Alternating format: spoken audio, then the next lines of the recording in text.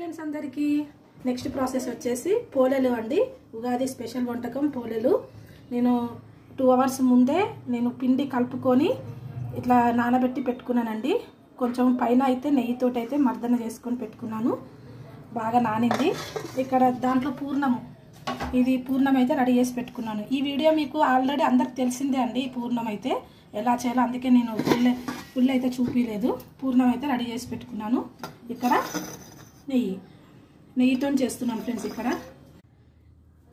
ఇవి పూర్ణాన్ని మనము ఉండలుగా చేసుకుందామండి. ఈ పూర్ణము ఎంత మన సైజు ఉండ తీసుకుంటామో పిండి కూడా అదే సైజులో తీసుకోవాలండి.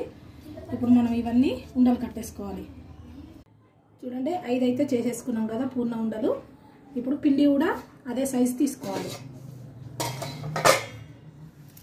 పిండిని మాత్రం ఒకసారి కలుపుకోవాలండి కిందికి మీదికి. పిండి ఈ విధంగా ఎంత మంచిగా కలుపుకుంటేనే పూర్ణాలు అయితే అంత స్మూత్గా వస్తాయండి, మెత్తగా. మనం కలిపే బట్టి ఉంటుంది పిండి అయితే, అందుకనే పిండి మాత్రం మెత్తగా అయితే కలుపుకోవాలి. వీడియోలో చూపిస్తున్న విధంగా కలుపుకోవాలండి. పిండి ఉండ అయితే కట్టేసుకున్నాం కదా. ఇప్పుడు ఏ విధంగా చేసుకోవాలో చూపిస్తాను. ఒక కవర్ తీసేసుకోండి, పాలిథిన్ కవరు.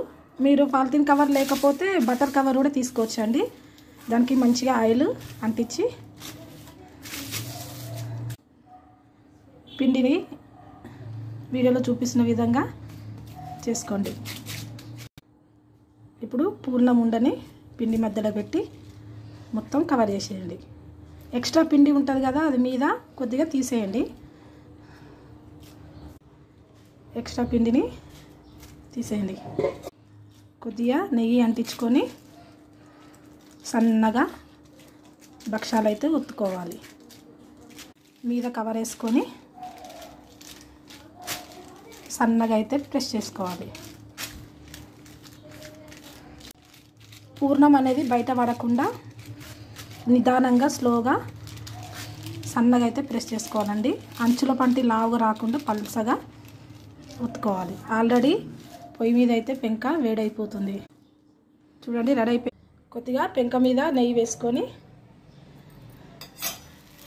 భక్ష అయితే వేసేసుకోవాలి. 2 వైపులా కొద్దిగా మీద నెయ్యి వేసుకొని బొబ్బట్లనైతే 2 సైడ్ అయితే కాల్చుకున్నాం కదా ఫ్రెండ్స్. ఇప్పుడు రెడీ అయిపోయింది. పక్కకి తీసేసుకుందాం. ఎంతో టేస్టీ అయిన ఉగాది స్పెషల్ నేతి బొబ్బట్లు రెడీ అయిపోయినాయి. ఓకేనా బాయ్ ఫ్రెండ్స్, బాయ్.